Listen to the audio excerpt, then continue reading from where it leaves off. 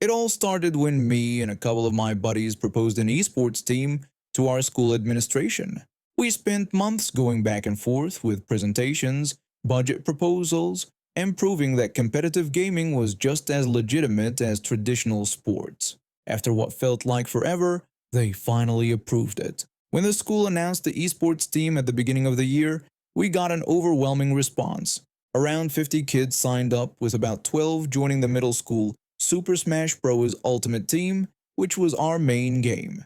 I practiced for hours every day, improving my combos, learning frame data, and studying matchups. All that hard work paid off when the rankings were announced. I placed third, with my high school friends placing first and second. We had this thing where the top three players got special titles based on characters from an anime we all loved. Third place was Wamu, second was SDC, and first was Cars. I was proud of my WAMU title even though I was the worst of our top three. During our practice sessions, I met this kid who was the definition of entitled. He came from a wealthy family, had never worked for anything in his life, and his mom was well known around school for always getting her way.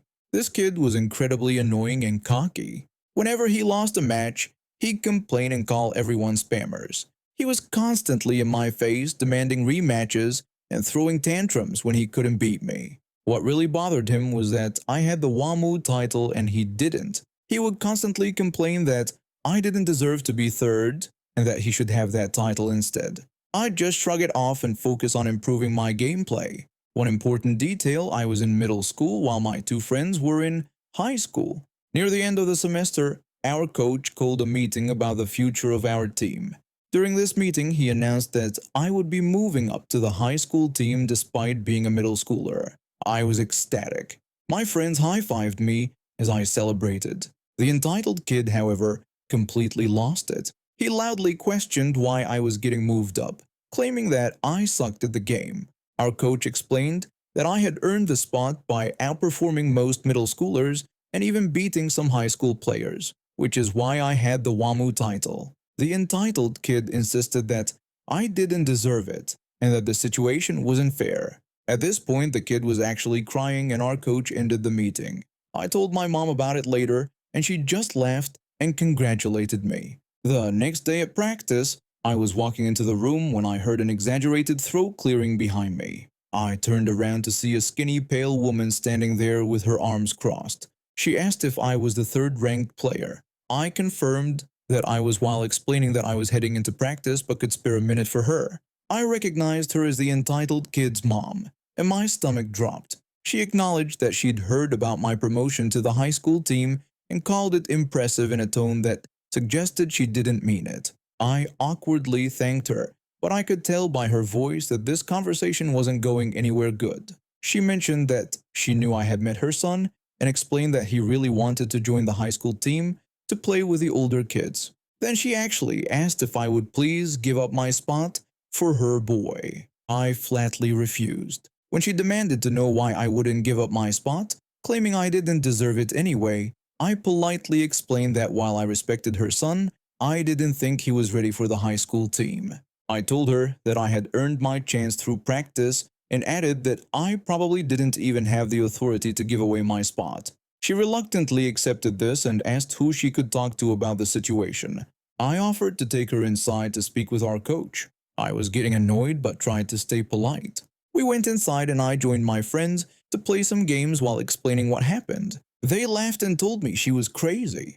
As we played, we couldn't help but overhear the conversation between the mom and our coach. She was asking why her son couldn't replace me on the team. Our coach firmly explained that they only promote players who have demonstrated skills above their current level, which her son clearly hadn't done. The entitled kid heard this conversation and jumped in, telling the coach that I sucked and claiming I was too scared to face him. After months of listening to this kid trash talk me and my friends, something in me snapped. I yelled at him to come up and play if he thought he was so good, calling him a brat in the process. His mom was shocked and demanded to know what I had called her son. I told her that she had heard me correctly and proposed a challenge. If her son could beat me once in 3 rounds, or even take a single life from my character, I would let him take my place on the high school team. My friends backed me up with similar challenges. The now cocky kid agreed and connected his controller while his mom fumed behind him. Now I should mention that while I'm usually all about respect and sportsmanship, I main one of the most annoying characters in Smash Bros, Ness. For those who play, you know Ness has some moves that are considered spammy and frustrating to play against. I normally try not to abuse these moves, but in this battle, I unleashed absolute chaos on this kid. PK fire after PK fire, followed by back throws and aerials. He could barely land a hit while I took all his stocks with ease. After I demolished him in all 3 games, both the kid and his mom started screaming at me and the coach. The kid tried to get physical. He swung a punch at me, missed completely, and hit an expensive gaming PC instead. His knuckles started bleeding, and the PC's glass panel shattered. Our coach was livid. Not only did he ban the kid from joining esports permanently, but he also made the mom pay for the $3,000 gaming PC her son had just destroyed. The mom was furious and looked like she wanted to get physical too, but we all pushed her and her son out the door. I felt bad that my friends didn't get to demolish the kid in matches too, but watching him and his entitled mom get what they deserved was incredibly satisfying. And I got to keep my spot on the high school team, where I continued to improve and eventually earned the SADC title the following year.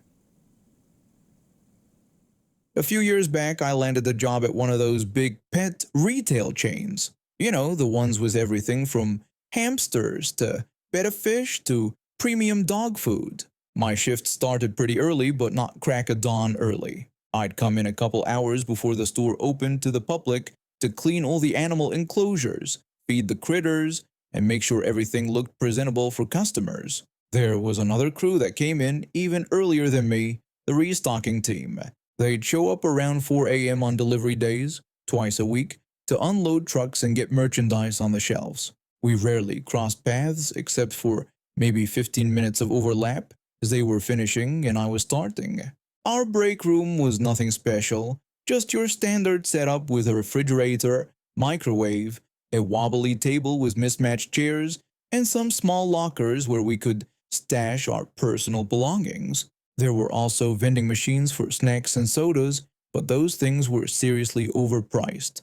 I'm a bit of a snack enthusiast, so I kept a good supply in my locker that I bought in bulk from Costco. But I had one specific weakness: Reese's peanut butter cups kept in the fridge. Something about that chilled chocolate and peanut butter combo just hits different, you know? So I kept a small plastic container in the staff fridge with a couple Reese's cups and 2 bottles of Coca-Cola. I was always happy to share with my co-workers. Since I bought in bulk, my snacks were way cheaper than the vending machines, and my colleagues would usually toss me $1 or 2 when they wanted something. It was a good system, until it wasn't. One morning I opened my container to find a soda and a Reese's missing. No note, no money left behind. I figured someone must have been desperate and forgot to pay me back later. No big deal. But then it happened again and again. I decided to leave a friendly note in my container. Happy to share. Just please ask first or leave $2 if you take something. Thanks. 2 more times my stuff disappeared without permission or payment. It was clear someone was deliberately ignoring my reasonable request, and I was getting annoyed. What really got me was that they weren't just taking one soda, they were taking both bottles and all my Reese's cups. This wasn't desperation. This was entitlement. That's when I hatched my plan for sweet, fizzy revenge. Working at a pet store gave me access to some interesting substances. We had this bitter spray and ointment designed to stop dogs from licking their wounds or chewing furniture. This stuff was nasty. Just a tiny amount would make anything taste horrible for hours. We also kept vinegar around for cleaning the fish tank displays. One evening before leaving, I carefully opened a bottle of Coca-Cola and poured about a third of it out. I replaced most of that with vinegar and topped it off with a bitter deterrent liquid. For good measure, I smeared a thin layer of the bitter ointment around the bottle's opening and lid, then screwed it back on. I secured my precious Reese's in my locker for safekeeping and left only the doctored Coke in my fridge container. The trap was set. The next morning when I arrived for my shift, I immediately checked the fridge. The bottle was gone. I had to stop myself from laughing out loud, imagining the thief's face when they took that first sip of my special concoction. The bitter spray was designed to linger, so I knew they'd be tasting that awful flavor every time they licked their lips for hours afterward. The following day, I left another note in my container. Hope you enjoyed the special Coke. There's plenty more where that came from if you keep taking without asking. Later that day, my supervisor mentioned that someone from the morning crew had gotten really sick the previous day. I pretended to be surprised and asked what had happened. The supervisor explained that this person had been spitting into the trash can and drinking water constantly for about an hour, complaining that something tasted terrible. I responded casually that it must have been something they ate, while trying hard to keep a straight face despite feeling triumphant inside. I managed to hold back my smile, but inside I was doing a victory dance. I've been teaching English as a language arts teacher in China for about 3.5 years now. It's been quite the experience, and I've grown to love the country and its people. However, there's something I've noticed during my time here that occasionally creates uncomfortable situations. There's a noticeable pay gap between foreign teachers like myself and local Chinese teachers. Most people are respectful about it, but there are always a few who try to take advantage. Sometimes it's small things like charging foreigners more at market stalls, but occasionally you encounter people who feel entitled to your belongings simply because you're not from here. This is the story of one such encounter. It was Chinese New Year, and I was taking the train to Chongqing to visit a friend. I prefer trains over flying. Something about the rhythmic movement and scenery passing by just relaxes me. I was sitting comfortably with my Samsung tablet, watching Final Fantasy VII Advent Children with my Bluetooth headphones on, when I felt something nudging against my arm.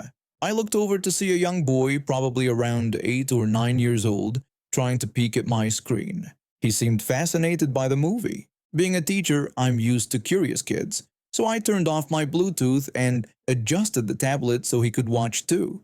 The boy was clearly enjoying the movie. His English wasn't very good and my Chinese was even worse, but he managed to communicate with simple phrases. He told me he liked the movie and commented on how cool certain scenes were. We shared this moment for the rest of the journey, and he got to watch the entire movie before our stop. When he realized we were both getting off at Chongqing, his face lit up. He excitedly pointed out that we were both going to Chongqing, and I confirmed that I was heading there too. He waved goodbye and ran back to who I assumed was his mother. I smiled and began packing my things to get off the train. That's when things took an unexpected turn.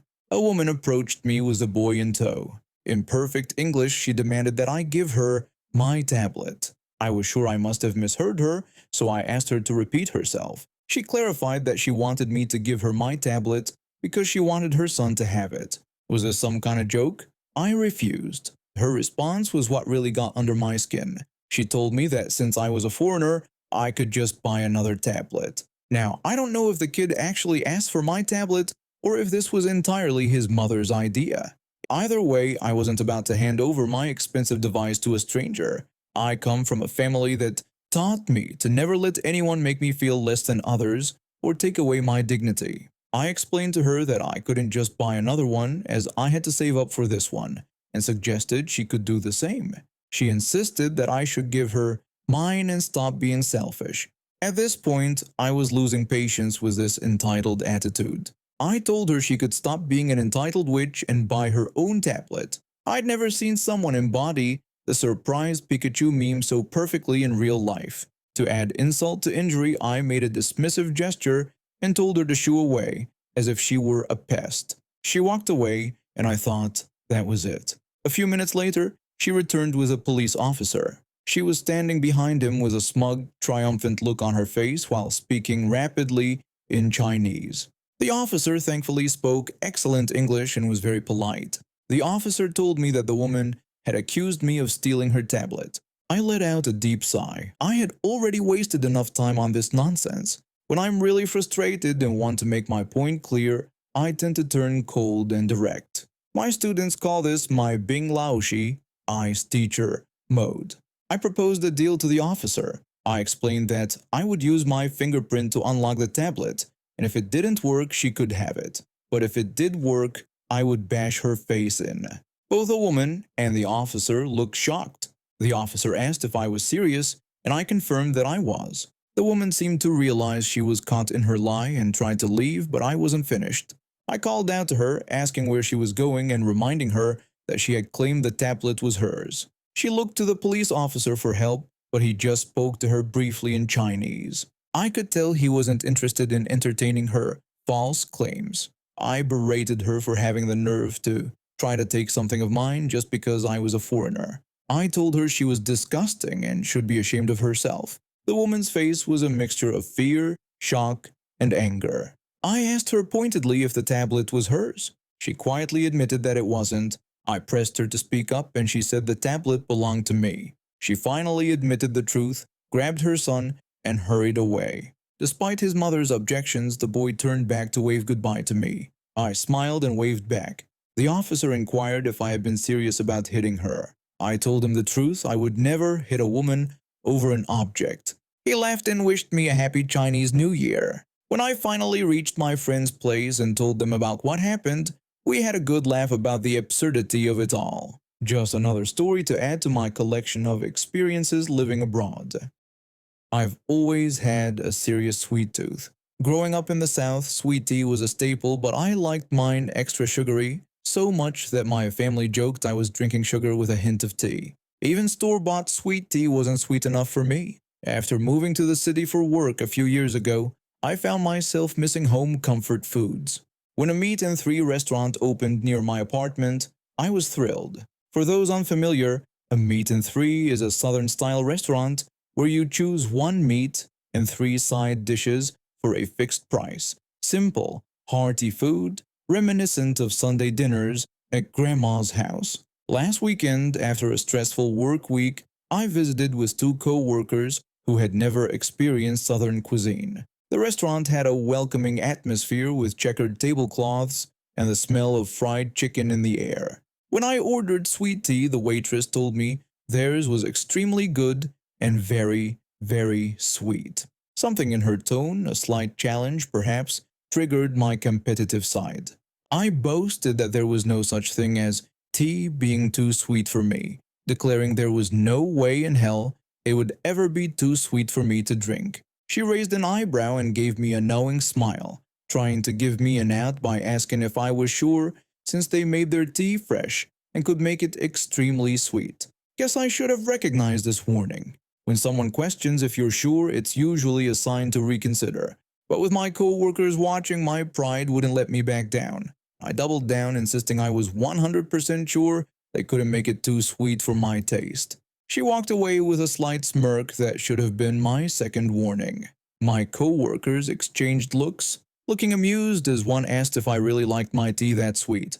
I confidently assured them that nobody ever makes tea sweet enough for me. Minutes later, when our drinks arrived, I immediately noticed mine looked different, a dark brown syrup rather than the amber color of tea. Still committed to my claim, I took a confident sip and my taste buds instantly revolted. It wasn't tea with sugar, but sugar with the faintest hint of tea. The sweetness was so intense it burned my throat like drinking straight simple syrup. My eyes watered, but I fought to maintain my composure. The waitress inquired if I liked it and if it was sweet enough, watching me with thinly veiled amusement. My co-workers stared, waiting for my reaction. I stammered that it was pretty sweet while forcing down another sip, trying desperately not to wince. My co-workers, seeing me struggle, started to laugh. One asked to try it and, after taking a tiny sip, immediately coughed and exclaimed that it wasn't tea but liquid candy. The other tried as well and nearly spat it out, eyes wide with shock at the sweetness. After watching me choke down two more painful sips, the waitress took pity on me. She brought over a half-empty cup of unsweet tea, suggesting I mix it in to dilute my drink. She explained that she and the cook had fun making this special batch just for me and admitted it was pretty entertaining watching me try to drink it. Instead of being annoyed, I had to laugh at myself. She'd called my bluff perfectly. My co-workers each took another turn sampling what they dubbed the sugar bomb, their faces comically contorting with each tiny sip. One of them couldn't even swallow it, discreetly spitting it back into the glass. I admitted defeat, confessing I'd never had tea this sweet in my life. The waitress revealed they had added 3 times the normal amount just for me, and the cook had been watching from the kitchen window, waiting for my reaction. The rest of the meal was delicious. The fried chicken crispy, and the mac and cheese perfectly creamy. I enjoyed my now somewhat diluted tea, though it was still sweeter than any tea I'd had before.